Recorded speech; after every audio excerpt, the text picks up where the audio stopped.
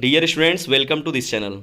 Students, class 12 के बच्चों के लिए यह वीडियो बहुत ही इंपॉर्टेंट होने वाला है, क्योंकि इसमें हम लोग बात करने वाले हैं जो आपका पोइट्री है, इंग्लिश पोइट्री के सेकंड चैप्टर के बारे में।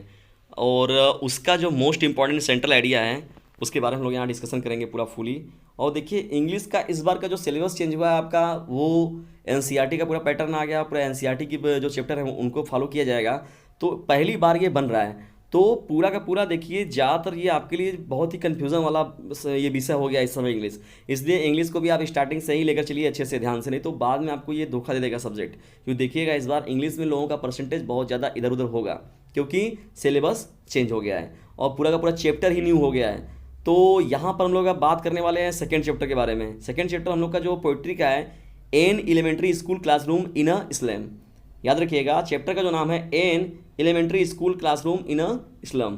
तो यहाँ पर इसके बारे में हम लोग इसके सेंट्रल आइडिया के बारे में, इसका केंद्रीय विचार क्या है चैप्टर का, इसके बारे में हम लोग बात करते हैं। सेंट्रल आइडिया देखिए इंपॉर्टेंट होता है, वो आपकी एग्जाम में हमेशा पूछा जाता है।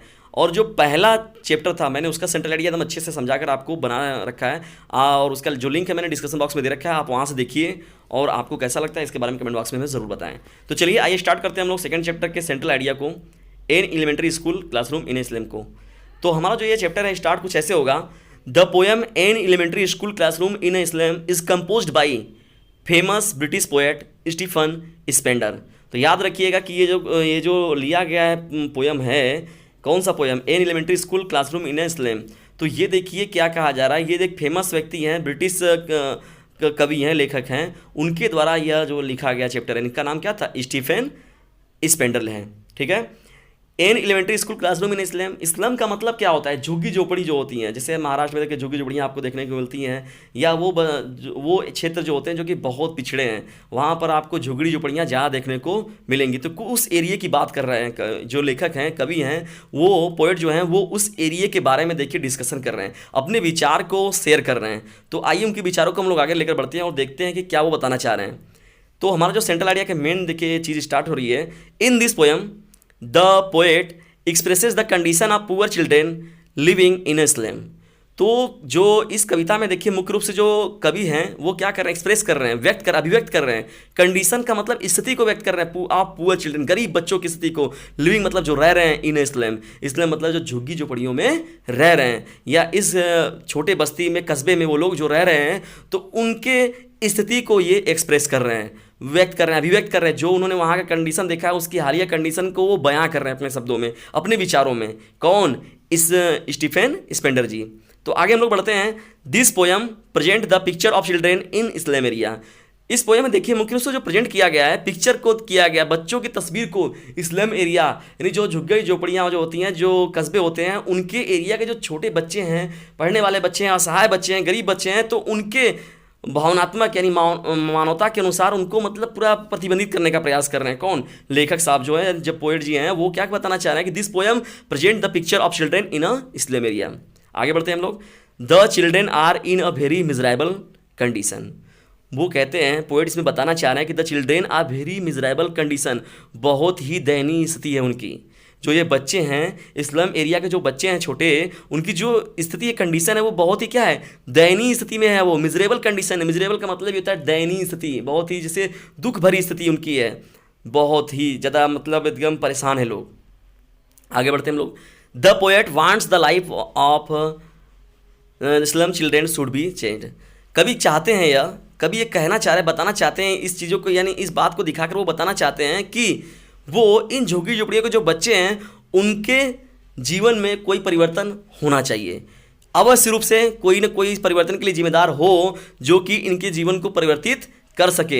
ये ऐसी वो मांग कर रहे हैं, सोशल से मांग कर रहे हैं। अभी देखिए आगे वो बात करेंगे, वो लोगों से बताएंगे कि हमें इन लोगों से, मुझे ये बात पहुंचाए, मेरी बात इन लोगों तक पहुंच जाए, जिनसे कि इनके स्थिति में सुधार लाया जा सके।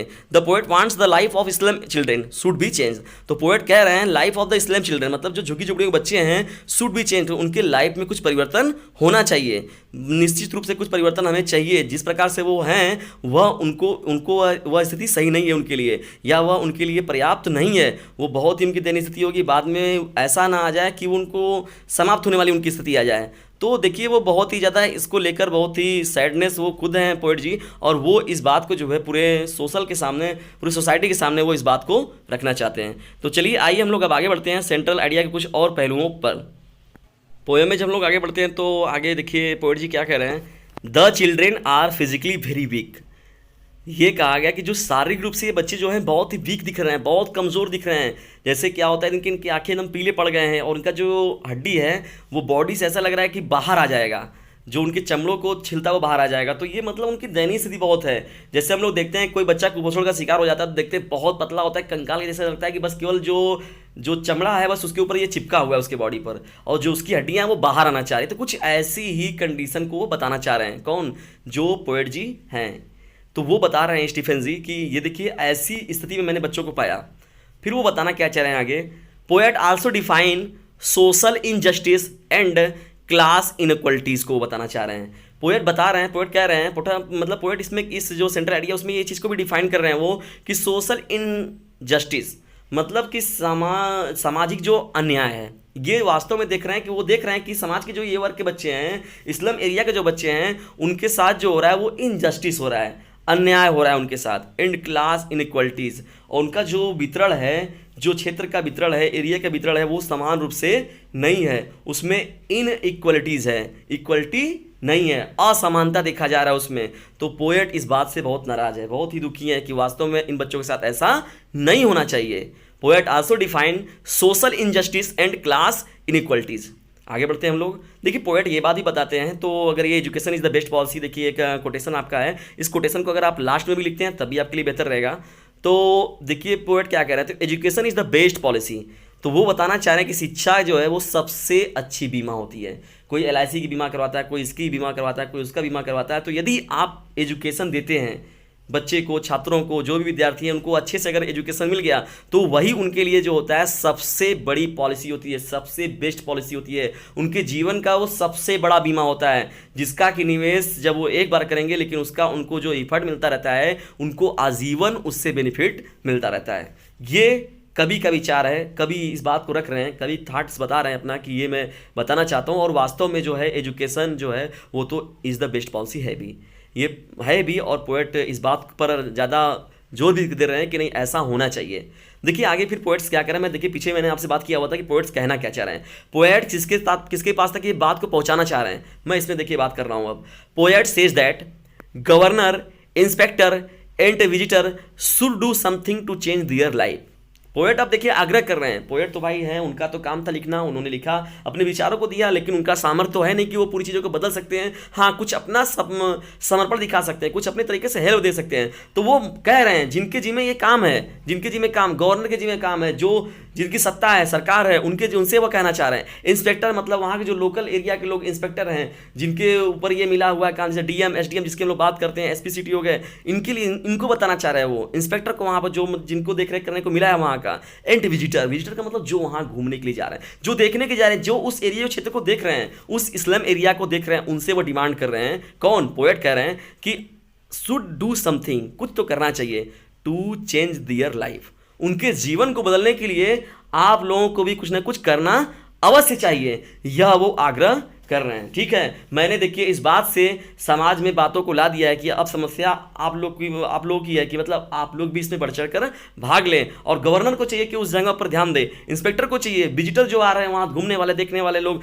उस जगह पर समथिंग टू, कुछ जरूर करें, कुछ अपने तरफ से वो जरूर करें, दियर लाइफ, उनके जीवन को बदलने के लिए अपने तरफ से कुछ प्रयास जरूर करें। तो ये देखिए कहा गया, इसमें एक तरीके से कहा जाए तो ये जो सेंट्रल आइडिया है वो मोरल पर डिपेंड है। तो मोरल दे रहा है व्यक्तित्व को बताना चाह रहा है, मोरल पर्सनालिटी को निकाल कर आ रहा है लेखक कवि के। तो देखिए मोरल पर्सनालिटी के बारे में इसमें बात हो रही है, और एक पार्टिकुलर एरिया के बारे में, कस्बे के बारे में इन्होंने देखा है कि पक्षपात किया है समाज पर, और कई जगहों पर उन्होंने आरोप लगाए हुए हैं। और साथ ही साथ देखिए अंत में उन्होंने अपने गवर्नर, इंस्पेक्टर और विजिटर तक को भी नहीं छोड़ा। तो इसके माध्यम से वो समाज में एक परिवर्तन लाना चाह रहे हैं कि वास्तव में इन बच्चों को कैसे हम लोग बदल सकते हैं, क्या अपना प्रयास कर सकते हैं। तो देखिए वो सभी लोग, तो इतना अगर आप लिखते हैं सेंट्रल आइडिया में जो आपका सेकेंड चैप्टर था, तो इतना आपके लिए बहुत ही पर्याप्त रहेगा, और आपको पूरा का पूरा फुल नंबर मिलेगा। और ये बहुत ही सिंपल लैंग्वेज में लिखा हुआ है, आप खुद देखेंगे, आप खुद इसका डिसाइड करेंगे कि वास्तव में ये कैसे थे। और ये जो पूरा है आपका पूरा बहुत ही सिंपल लैंग्वेज में और ज़्यादा है भी नहीं, और आपको ईजी करना याद करना भी आपके लिए ईजी होगा।